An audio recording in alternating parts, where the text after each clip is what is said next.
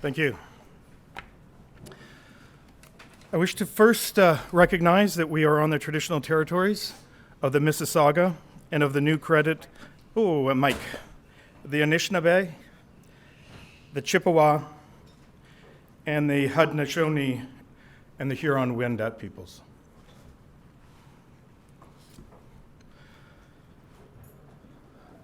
I was told that the event today would be recorded, so I figure my job in the next few minutes is to not say anything interesting. Because as a professional, nonpartisan civil servant, it is my professional duty to be as gray and unobservable as possible. So what I'll do is I'll give you my highlights, my main conclusions, and then I'll talk for a while if you need to go off and make phone calls, and you can ignore me, but you'll at least have a sense of what I wish to talk about.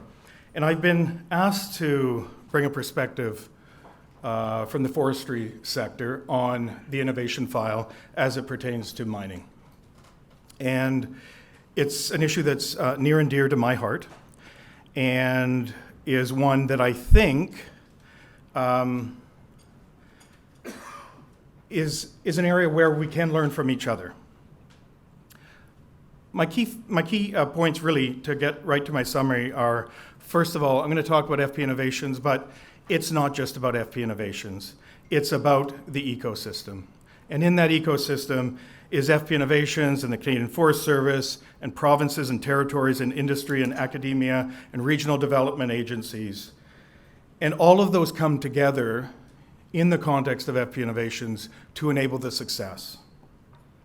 Secondly, forestry had a burning platform, and we're going to talk about that. Thirdly, CEO engagement. Forestry had that and continues to have that. Funding. Forestry was very successful and is very successful at securing funding, both public sector and private sector funding. Forestry has also learned to speak with one voice. And finally, there is a certain retail politics that benefits forestry, not to the extent that agriculture has it, but nonetheless, it's a factor. And forestry has learned to work with their communities. And I'm going to talk a little bit about the importance of mayors and who Canadians trust. And so all of that will lead me to a type of conclusion that will suggest that when you think about innovation ecosystems, you must adapt to your sectoral realities, your industry, structure, and geography. To be successful in today's world, there needs to be a partnership between governments and industry. The term industrial policy has been out of fashion for 25 or 30 years, but if you look around the world, if you look at what our competitor countries are doing, governments are playing an important role. And finally, you must engage communities. I'm going to make a brief public service announcement. For those of you interested in the electric vehicle value chain, the battery value chain, we will be holding an event at Mars here in Toronto on June 19th to explore a Canadian battery initiative, which is looking at a battery minerals strategy and really the whole value chain for battery minerals. Let me say up front, it's not all energy storage. We're not going to be talking about flywheels. We're not going to be talking in the first instance about windmills and other things like that. We're really going to be focused on batteries and how Canada might play a bigger role in the global move towards electrification of transportation, and in particular, the use of electric vehicles and batteries. So, a few years ago, when I first took over as the ADM of the Canadian Forest Service, I went out and talked to about 30 CEOs in the sector. The very first one I went to talk to was Monsieur Filion in Chibougamau, who's the CEO of a company called Nordique or Chantier Chibougamau. And it's a great transformation story, but that's not the point. Across the grid, when I talked to CEOs and I came back, the issues that they cared about were not dissimilar from the issues that you care about in this sector. The number one issue was access to fiber. In the mining sector, I think that is the equivalent of access to the resource or access to land, getting access to the land, and typically that is constrained by things like environmental regulations, indigenous issues, and other regulatory matters. They were also deeply concerned about innovation, and finally, trade issues. And you can imagine softwood lumber and the forest sector has its own set of trade issues which have not been characteristic of this sector until very recently in the downstream steel and aluminum sector. But in our work over the past year on the Canadian Minerals and Metals Plan, it's clear that the mining sector needs to look beyond its own familiar boundaries, to learn about best practices from other industrial and resource sectors, to seek inspiration on new ways that we can improve the functioning of the innovation ecosystem. I was present in the forest sector for a good part of the realignment and to see what happened there, which was driven, as I say, by both opportunity and crisis and championed by industry leaders. The outcome, FPInovations, fundamentally altered the forest sector's approach to innovation for the better, enabling a longer-term approach shared by industry, government, and innovators, building a unique partnership with the explicit goal to drive value for the Canadian sector through innovation. Learning from the forestry experience, it is evident that Natural Resources Canada must be a federal champion for mining innovation, investing in knowledge to support both policy and program development, filling gaps where fundamental and transformative research is required, and acting as a facilitator for the development of new S&T platforms that can transform the sector. Speaking of investing in knowledge and facilitating new connections, these were the key drivers as NRCan and our federal and provincial partners embarked on engagement for the Canadian Minerals and Metals Plan over the past year and a half to develop and launch the plan at PDAC at March, inviting new ideas from inside and outside the sector on ways to build a forward-looking competitive mining industry. The ultimate aim of this exercise was to seek new ways to improve competitiveness across the sector, position Canada for success in a digital economy, and ensure the mining sector is a global leader in mining science, innovation, and adoption of advanced clean technologies. By building a well-managed supporting framework for innovation, we can take better advantage of our strong record of innovation in mining, exploration, and clean tech. This way, we can best position ourselves to take advantage of next-generation mining technologies and maximize our return on investments in R&D, building the smart mines of the future. Based on what we heard in the CMMP, I have also started a dialogue with key leaders in the mining companies of Canada on strengthening our innovation ecosystem in new ways that meet industry needs. The CMMP sets the vision that Canada is the world's leading mining nation, accomplished by building a more effective innovation ecosystem, one of the main areas of focus under the plan. This vision includes facilitating a modern and innovative industry supported by world-leading science and technology across all phases of the mineral development cycle.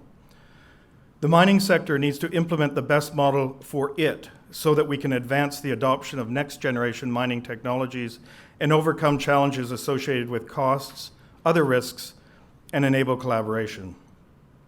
Because this is a time of disruption, and we must evolve together. But how can we harness the future with the ecosystem we have today? One that is fragmented, incremental, competitive, but not necessarily in a good way, and lacks a clear strategic vision. We attempted to put the entire ecosystem on a diagram, and it was pretty clear pretty quickly how messy the status quo is. If you look at the patent data, however, for the mining sector in Canada, you can tell that there are world-leading clusters of research and expertise across Canada doing incredible things, but operating in many cases in relative isolation. Some good work, some very important work was done in the context of the CLEAR supercluster proposal. It clearly demonstrated industry's ability to come together to set priorities and to attract investments that can be leveraged in addition to the expertise of our clusters to address collective innovation challenges.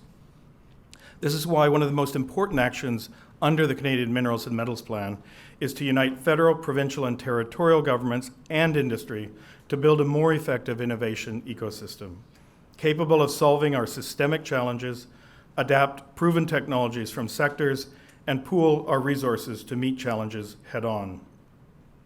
At NRCan, we're ready to play our part in making this new ecosystem a reality. Not only can met mining, which you know well in the Geological Survey of Canada, but also our explosive safety and security branch and the advanced geodetics of the Survey General branch.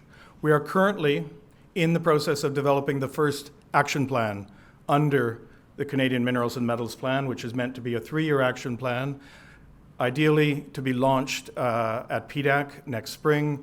We'll be presenting initial ideas to ministers in Cranbrook, British Columbia in July of this year. And the idea is to be practical, to be concrete, and to be public in terms of making commitments and holding ourselves to them. I invite you as industry to respond with a plan or with a formal response to this plan, because at the end of the day, government cannot do it to you. The current state of the ecosystem is well illustrated by Maslow's hierarchy of needs. As Janet Zinke has been known to say, our ecosystem is operating in survival mode as organizations and researchers compete for basic resources needed to keep the lights on. To unlock a healthy ecosystem, we must provide the right framework for innovators that can incentivize collaboration and creativity across the entire system. This includes a commitment of resources beyond day-to-day stability, building a system that drives us to the top of the pyramid, where our inventions deliver value throughout the sector, a unique Canadian innovation model for other nations and industrial sectors to emulate. To tackle this problem, we first need to address the many barriers that impede innovation in the existing ecosystem. In my engagement with industry about the mining innovation ecosystem, several key areas have emerged as critical: culture, leadership, and participation, governance and management, and project delivery and adoption. I'm sure these themes are familiar to you, so I won't speak in detail to all of them, but let me highlight a few points. A successful ecosystem must empower a fail-fast culture of invention and innovation for the sector, mobilizing industry and innovators beyond long-term vision of transformation for the sector. Things can snowball with a critical mass of industry leaders pulling the sector with a strategic approach supported by market intelligence, underpinned with core values, strong governance, and proper IP management. Finally, the system must deliver the innovations that companies need to continually improve their operations. This includes unlocking existing expertise, making shared investments, and building the roadmap to where we need to be in 20 or 30 years.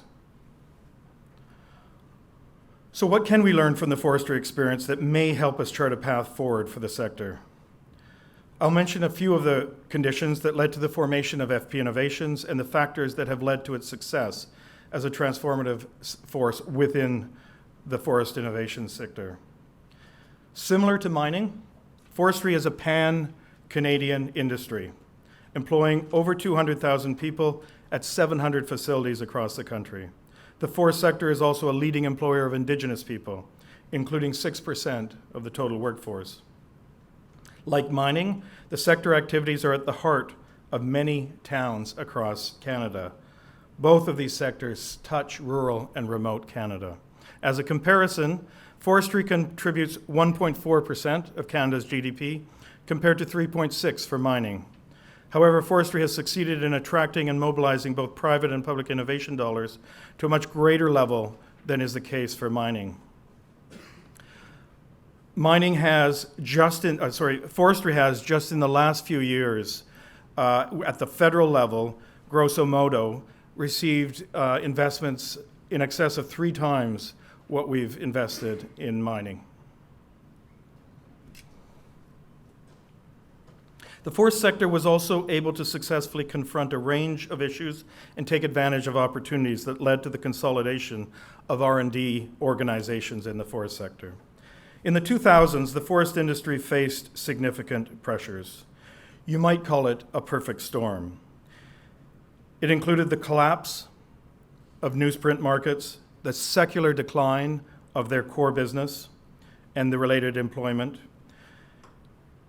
At the same time, the US housing market collapsed, followed by the global financial collapse. And then, if man's mistakes were not enough, you might think God had stepped in when the mountain pine beetle moved in to wipe out a massive amount of British Columbia's timber and now Alberta's. Some have called it the largest environmental disaster North America has ever faced. And it's a quiet disaster, a slow-moving one, and not one that makes the headlines very much. At the same time, industry also began to push for a reorientation towards emerging markets for forest bioproducts driven by new demand and sustainable goods. The potential for renewable bioproducts as substitutes is only growing today. Everything you can make from a barrel of oil, you can make from a tree. The success of the forest sector's innovation ecosystem is largely the result of the emergence of FPInovations as a coordinating hub for forestry R&D, with a mandate to overcome the systemic challenges faced by the industry. A direct collaboration between federal and provincial governments, forest industry, academia, nonprofit organizations, and others. Its raison d'etre is to bring together the various forest sector actors, concentrating knowledge and interest in one place to accelerate the innovation process. Although a relatively new organization, established in 2007 by the merger of 3 forest sector research groups, Paprcan, Ferric, and Forintech, it was a long-term process of development and integration of the forest sector's innovation ecosystem, beginning with the privatization of NRCan's, Canada's Forest Research Labs, in 1979. And so if you look at that chart, the one thing that I think is visually perhaps a bit misleading, FPInovations is a very large blob on the right, and the Canadian Forest Service is a smallish green blob a little bit to the left of it. In fact, if you were to look at the Forest Service, there's really 2 big institutions. One is the Canadian Forest Service, and the other is FPInovations. They're roughly equal size. Today, the Canadian Forest Service has about 600 people, and $70 to $90 million. And at its peak, FPInovations had about $600 million. It is down now to about $400 million and probably about $60 million. But they are they're complementary in the sense that the Canadian Forest Service focuses on the biological, so the actual dynamics, the ecosystem dynamics of the forest, and FPInovations focuses on products.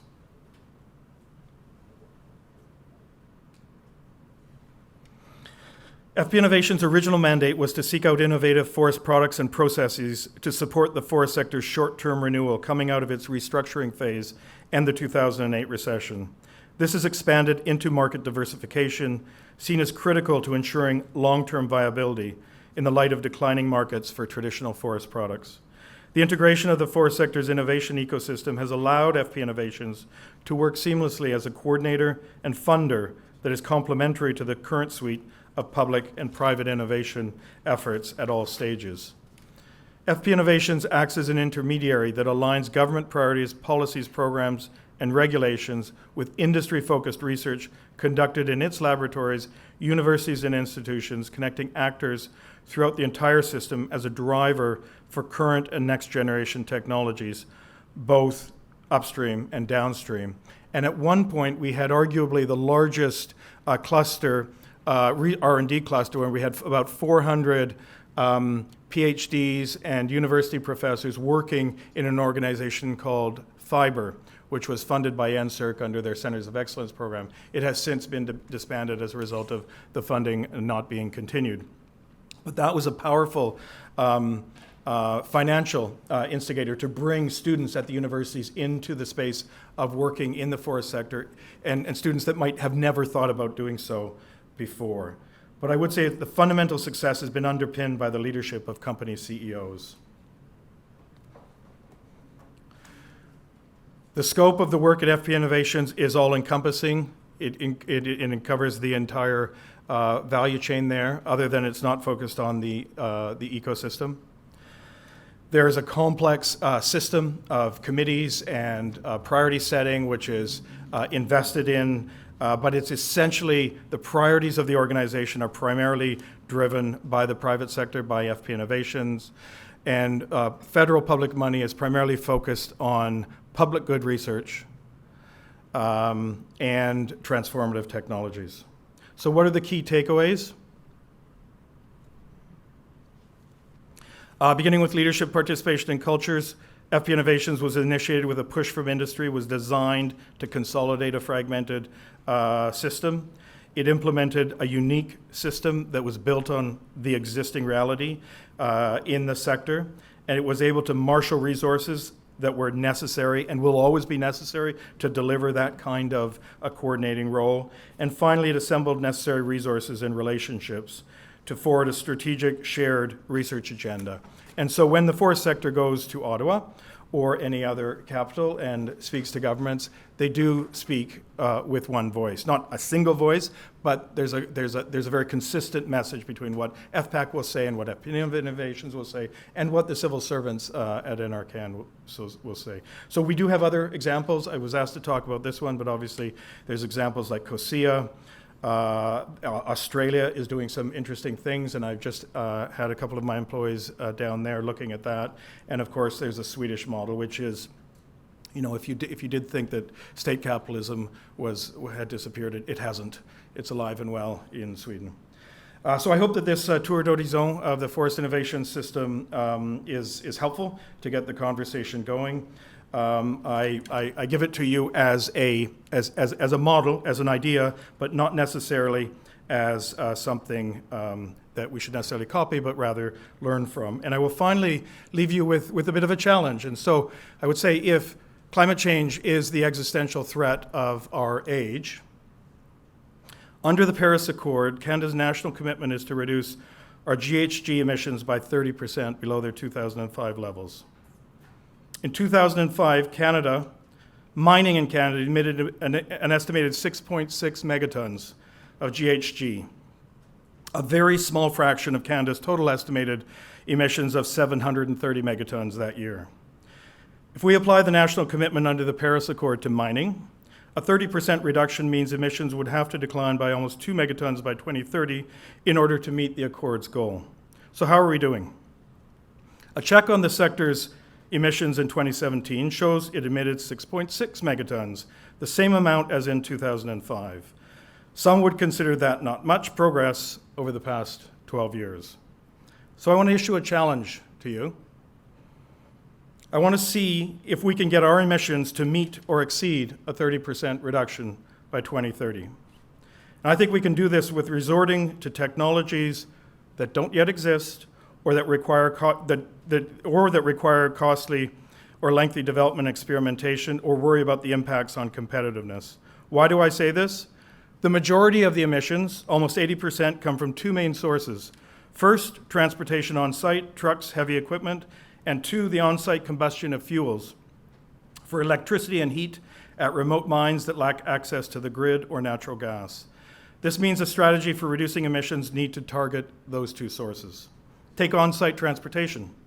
I would point you to Goldcorp's Borden gold mine.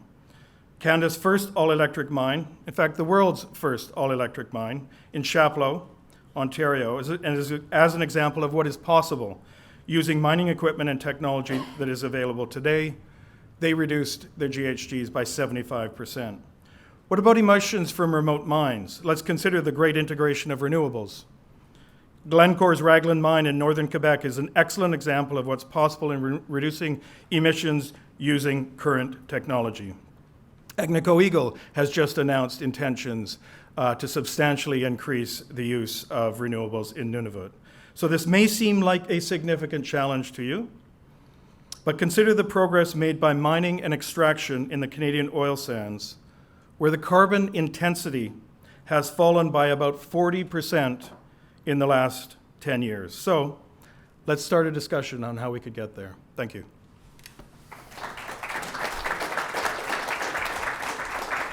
maybe we can start with the questions. Oh. We've got a little bit of time for questions, so 2 or 3 questions if there are.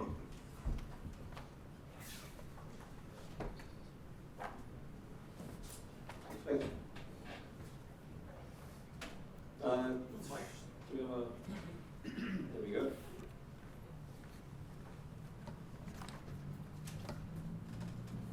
So, in terms of the existential issue that you brought up, you know that 60% of our energy here in Ontario is nuclear. We're the only province that's going to meet its goals because we went from coal and others to nuclear. If you look at SMRs in the mining industry, we can switch off all of the diesel generators that we've got, and it's the only reliable source of power in the north at this point. And basically save ourselves $200 to $300 million in terms of operating costs and 0 greenhouse gases. Your department, not your department, but your ministry, the Natural Resources Canada, has a roadmap. Could you comment on how quickly that can happen, and maybe a challenge in terms of the mining industry getting on with it? Great question. And yes, we are both fans and believers in the possibility of SMRs and in also the opportunity for Canadian technology in this sector. So there's quite a few technologies in this space, and the Russians and the Chinese, as you can imagine, are fairly well advanced. What Canada does have is a very, one might say, a progressive nuclear regulator that's open to pilots and testing new technology. We have a tradition of nuclear capacity and technology in Canada. And so what we're hoping is that, in fact, we will see some pilots. The CNSC at Chalk River is currently reviewing applications. And we're working behind the scenes to try to get some money together to help in at least the one of them, the one that has a very strong Canadian connection, to move ahead to a pilot stage in the near future. And then I know that there's another application that's more medium term, that kind of in the molten salt kind of space, that's not as close as as the others, but for sure that's I think an important part of the solution. I think as Bill Gates has said, you can't imagine the planet meeting its objectives without nuclear power. Great. Thank you very much. Folks, I'm sorry I'm going to keep us to time, so there will be a break. Thank you, Glenn.